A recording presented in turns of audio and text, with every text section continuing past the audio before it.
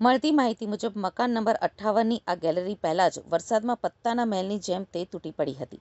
સ્થાનિકોના જણાવ્યા અનુસાર આ મકાન 35 વર્ષ જૂનું હોવાથી સુરત મહાનગરપાલિકા દ્વારા અગાઉ જ તેને નોટિસ આપવામાં આવી હતી. તેમ છતાં મકાન ખાલી કરવામાં આવ્યું નહોતું, જેનું પરિણામ આજે આવી દુર્ઘટનાના રૂપમાં સામે આવ્યું છે. આ ઘટનાની જાણ થતાં જ મહાનગરપાલિકાની ટીમ તાત્કાલિક ઘટના સ્થળે પહોંચી ગઈ હતી અને કાટમાળ હટાવવાની તેમજ વધુ તપાસની કામગીરી હાથ ધરી છે. આ ઘટનાએ ફરી એકવાર સુરતના ચોમાસા દરમિયાનના જોખમી મકાનો અને રહીશોની સુરક્ષાના ગંભીર મુદ્દાને સપાટી ઉપર લાવી દીધા છે. નમસ્કાર દર્શક મિત્રો, મારું નામ મનીષભાઈ પટેલ, વોર્ડ નંબર 28 કોર્પોરેટર. મારા વિસ્તારમાં આવેલી મુક્તિનગર સોસાયટીમાં એક જૂનું મકાન જર્જરિત હોવાથી આ મકાનની ગેલેરી સવારે તૂટી પડવાની જાણ મને થતાં આ વિસ્તારમાં હું તાત્કાલિક પહોંચી ગયો હતો.